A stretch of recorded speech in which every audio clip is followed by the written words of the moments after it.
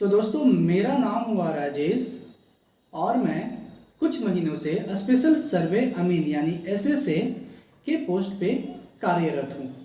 तो अभी बिहार में जो भूमि सर्वे का काम चल रहा है मैं उसमें अभी अमीन के पोस्ट पे कार्यरत हूँ, वो भी भोजपुर में।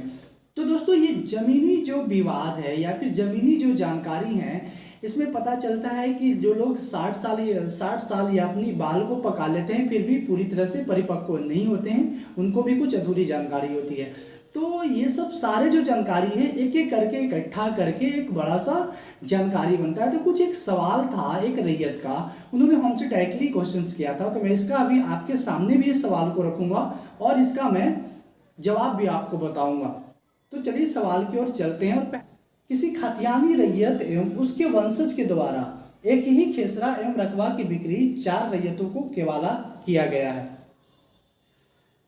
किसी पुश्तैनी जमीन है उसका एक खाता संख्या और एक ही खेसरा संख्या में से एक मतलब कि एक प्लॉट को 4 लोगों से केवाला कर दिया गया, मतलब केवाला मतलब कि उसे बेच दिया गया। ठीक है, एक ही प्लॉट को 4 लोगों से बेच दिया गया, परंतु पूर्व में प्रथम रैयत के द्वारा दाखिल खारिज नहीं कराया गया।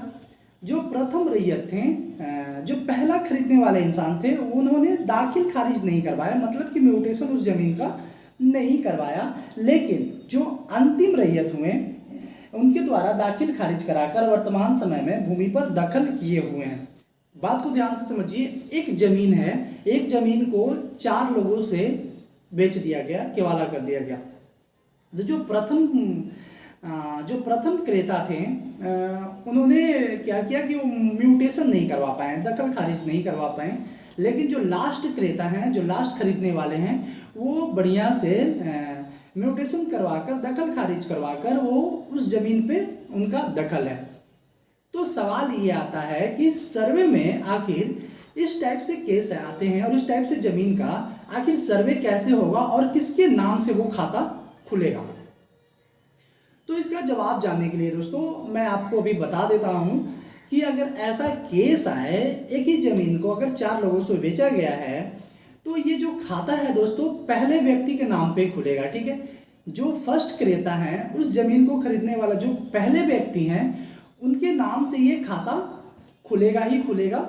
और उसके बाद जिनका अभी दखल है वर्तमान में, जिन्होंने म्यूटेशन वगैरह करवा रखा था, और जो चौथा क्रेता थे, उनका जो है कैफियत कॉलम में नाम सिर्फ रहेगा, सिर्फ कैफियत कॉलम में नाम रहेगा कि दखल इनका है। लेकिन खाता की बात है दोस्तों, तो सर्वे के द्वारा जो खाता खोला जाएगा वो जो फर्स्ट क्रेता है उस जमीन का, जो पहला बार उस जमीन को खरीदे हैं, उनके नाम से ये खाता खोला जाएगा। तो मैं उम्मीद करता हूं कि आपको इस क्वेश्चंस का आंसर मिल गया होगा कि अगर इस टाइप से केस आता है तो ऐसे में पहले व्यक्ति के नाम से ही खाता खुलता है। तो आपके भी मन में अगर कुछ वैसा सवाल चल रहा हो तो आप हमें कमेंट सेक्शन में कमेंट कर पूछ सकते हैं, मैं सारे कमेंट का उत्तर अवश्य देता हूं। और अगर आपको जमीनी से रिलेटेड, सर्वे से रिलेटेड, बिहार में जो सर्वे चल रहा है उससे रिलेटेड आपको हमेशा जानकारी चाहिए या नॉलेज चाहिए, तो आप हमसे जुड़ सकते हैं और हमारे चैनल को सब्सक्राइब कर सकते हैं।